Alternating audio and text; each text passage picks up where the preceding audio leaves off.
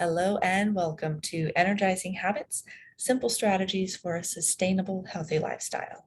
I'm your host, Vicki Cleary, and I guide ambitious and busy women through simple and sustainable habit change so they can reduce their stress, have more energy, and can thrive. Now, if you've been following along through any of the previous episodes, you'll know that the scenery is a little different, and that's just because I'm traveling um, just for the first part of this week. But I wanted to get this episode recorded while it's, relatively quiet.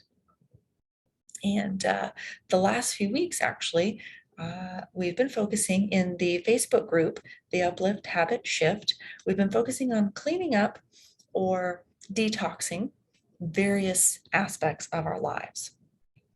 So you can clean up or detox in what you eat, what's in your house, what you put on your skin, even how you feed your mind. Now you can still get in on this challenge. It's in the Facebook group, so you'd have to join that if you're not already there. I'll post the link below so you can check it out. But along with that, this idea of kind of cleaning up or detoxing, ridding our lives of things that no longer serve us, today I want to address what I call energy vampires, which I think is super appropriate with Halloween just around the corner. So kind of fun, but also a little serious because these are my top 10 ways that we might find that we're not having the most energy that we can during the day. And one of the top problems my new clients reach out to me for is because of a lack of energy. They're feeling tired or blah, blah. They're feeling that throughout the day on a regular basis. And while that may seem normal because many other people do it, that should not be the norm, right? So we're working on ways on how to get some of that energy back. So this episode, again, sharing the top 10 culprits that can cause a major drain in your energy. And again, I call them energy vampires. So the format today is going to be a little different. So, again, if you've been following, you know that I like to present some information to you and then give you an energizing action that you can take that day or that week. Today, you're actually going to have 10 energizing actions because for each energy vampire, we're going to talk about a strategy to nip that guy in the bud.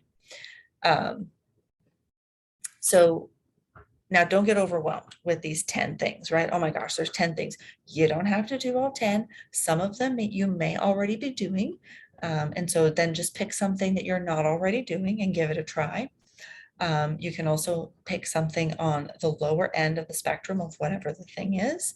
And if you're already doing these things, then you can also, maybe pick one to try and increase the action a little bit. So you have lots of options here. Again, don't get overwhelmed, but let's take an honest look at where you might be getting drained of energy and perhaps you don't even realize it. So the first energy vampire then is a lack of exercise, which I know might seem counterintuitive, but you've probably heard the saying that a body in motion stays in motion. This applies to human bodies as well. So when you don't get enough movement throughout your day, you can start to feel sluggish and you know that feeling, blah, right? So the action here is to get moving.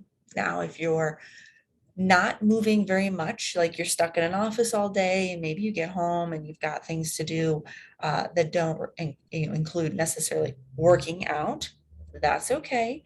We're just talking about 20 or so minutes a day of something that you enjoy in terms of moving your body. When you get home, maybe you want to dance around the house a little bit. Maybe you enjoy gardening. Maybe you enjoy taking a quick walk over your lunch. There's lots of different ways that you can get movement throughout the day that aren't exercise. So I don't want the whole E word to be, a hindrance in you getting your body moving. Now, if you're already moving, you can take a look at how often, how many minutes a day or per week you're moving. The recommended goal is 150 minutes per week of moderate exercise, of moderately moving your body. We won't call it exercise, we'll say activity or movement, because again, it can be anything where you are moving your body. So you don't have to do 150 minutes all in one fell swoop. You can break it up into however many days you want. If you did something every day, that'd be about 20 minutes each day. So start small. If you're not already doing something, it can be 5 minutes, right? It's just getting started and starting to build that consistency. You know the drill. Really, it's just about getting moving, okay? So energy vampire number 1 is the lack of exercise. Let's move on to number 2. What else could be zapping your energy? Poor sleep habits. So this one, I think is pretty obvious. Good quality sleep is crucial for energy. But it could be that you're either not getting enough hours of sleep, right, quantity, or maybe your sleep isn't restful enough. Maybe you're tossing and turning, you're not getting enough quality sleep. So the suggested amount of sleep, so your action then is to aim for about 7 hours of sleep each night. Now, if the issue isn't quantity, but it's quality, then you might have to look at something beyond just adding minutes to sleep. You have to start getting into some of the strategies of how you prepare for bed, the sleep environment, and some of these things. And if that's something that you think needs some adjustments, you can always reach out to me with any questions. And I'd be happy to share a few. And you could even reach out to me. I can send you my free guide of good morning, good night. Oh, now I forgot the title, but it's my it basically is my morning and night habit guide. I've completely botched the title on it. I'll post the link below. So if you want it, you can still get it.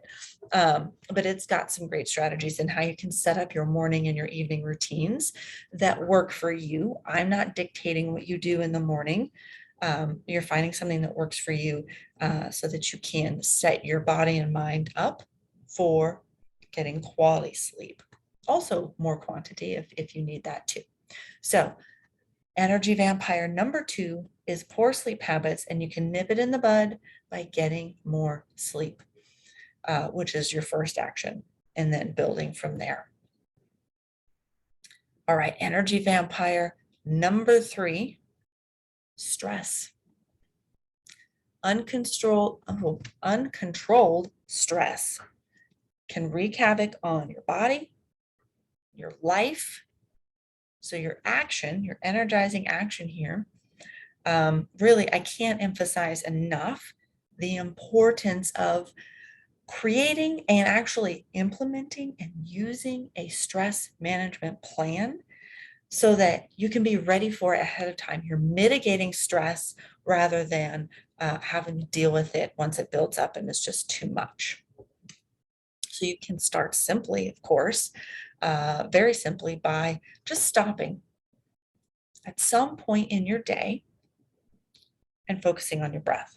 3 minutes, or maybe 3 minutes sounds like a lot. What about just 10 inhales and exhales, 10 full breath counts, just pausing in your day, right? You can do that multiple times a day. You can do it, at lunchtime, in the morning, in the afternoon. You can do it when you get home. It can be a nice little kind of break between park the car and, go into the house to, begin home life after work, right? Whatever your things are that you do. Also, I'm going to be focusing on stress management in November. So we're going for No Stress November. So you can watch for that, watch for some strategies to come with that. So in the meantime, you can focus on breath, watch for No Stress November, and then if you're still stuck, reach out to me and let's chat about where you can start with this. So energy vampire number 3 is stress. Number 4, garbage food. So yes, normally I don't like to label food as good or bad, right? Because we all have different, stigma that goes around any kind of food that we eat. But what I mean by garbage food is eating ultra processed convenience foods, foods that technically hold no nutritional value for you. Um, they may be labeled as pick-me-ups, or you might even consider them little pick-me-ups, depending on, again, your connection with these foods. But they'll actually spike your blood sugar and then lead you right into a crash. So that energy spike doesn't take very long, and then the crash that goes with it can leave you feeling actually worse than before you ate it. So your energizing action for this one is choosing fresh veggies and fruits more often. So whether you're out and about or if you're at home, choosing them more often, right? I'm not saying completely replace anything. We're not, although you can, completely purging the kitchen and the pantry. But I'm simply suggesting that maybe you get some extra carrots, some broccoli, whatever you like, and try that first, right? If you get this craving or feel like you need these pick-me-ups, try some fresh veggies or fruits first. So we're trying to get those more often into our day. So energy vampire number 4 is those ultra processed convenience foods. Number 5 is healthy foods that don't agree with you. So when you've got a food sensitivity, maybe it's gluten, dairy, corn, and there's, so many other things that people can be sensitive to, often without realizing it. It can make you feel bloated, tired, kind of just crummy after eating it. So your energizing action here is if you think you might be sensitive to something, whether it's a food group or a specific food, that's something that you really need to explore further. And you can simply start by tracking what you eat with a food journal, which doesn't have to be anything intense. You can use apps and that kind of thing, but I like to keep it simple, silly. I like to use just paper and write down what I'm eating. I had a shrimp taco, it had a corn tortilla, black beans, some corn in there, avocado, whatever it was, right? Note down the different pieces of the meal, and then note how you feel after eating it. Maybe in another 30 minutes to an hour, note how you're feeling. So you have to, keep an eye on what you're feeling in your body after you eat, but you can then learn and note it down, and then you've got some information to take to your doctor. So I believe, in my experience, when you have these kinds of things, if you go to your doctor first, they're going to want you to write a food journal, which you're going to have to do it anyway, right? So go ahead and do it, schedule the appointment so it's on the books, and then, take the action to log what you're eating. And then, of course, your doctor, your dietitian, they can run the appropriate tests. And then once you find out about a food sensitivity, then, of course, your action is avoiding that food so that it doesn't suck the energy out of you anymore. All right. So energy vampire number 6 is also food related. It is not eating enough. So what you put into your body and also what you fail to put in your body can have a massive impact on how you feel and what you're able to do. So if you don't eat enough, then you won't have the energy to keep you going all day long. So, it's not quite as simple as energy in, energy out. But that is a good part of the equation. And so if you're not eating enough energy to sustain your actions, then energy crashes. So your energizing action for this one is determining how much food you actually need, your body needs to sustain your goals and your energy levels. And now if you're not sure what how much food that should be, then you can reach out to me, uh, your healthy lifestyle coach. You can reach out to a trainer, your doctor. There's lots of different resources. So find someone you're comfortable with, and then talk to them about your goals and your general activity levels, and the fact that you're not feeling so good because, again, perhaps you're not eating enough. All right. Energy vampire number 7 is very related to number 6. Once again, it's food related, but a little more specific. Not eating enough protein. So protein actually helps keep you feel full, and that can also help avoid blood sugar swings, both of which actually impact your energy. So your action here is, again, very similar to the previous one, where you need to determine how much protein is required to sustain your goals and your activity levels. And again, sometimes you have to play with it. Sometimes it's a little experiment to see what helps you feel good. But you can work with those same people, either a coach, a trainer, a doctor, a dietitian, what have you, to help you figure it out. Now, one of the little handy tricks that I like to use, and so if you've been following along, that is kind of funny because it's literally using your hand as your portion sizes.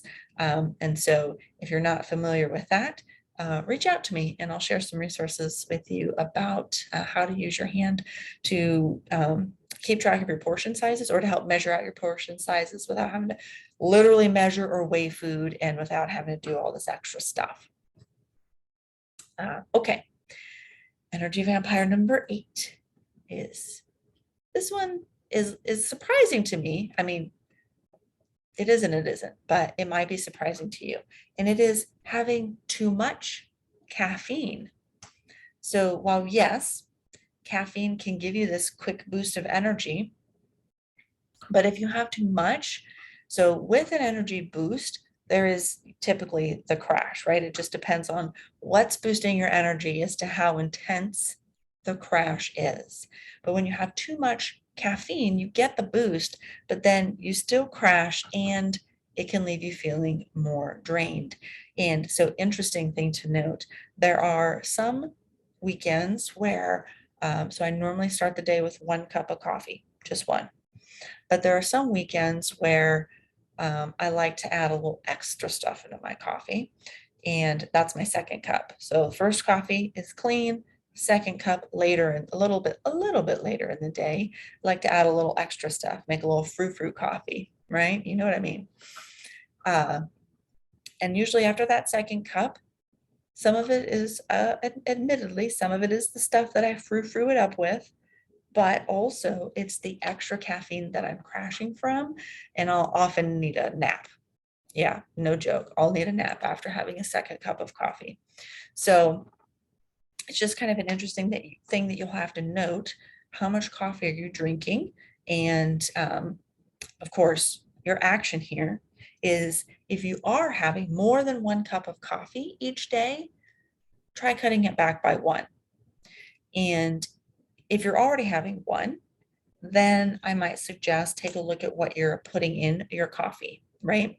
So because a lot of the stuff that they have out there to put in your coffee, these specialty creamers and all this stuff, while yes, they might taste great, of course, they have these fabulous flavors.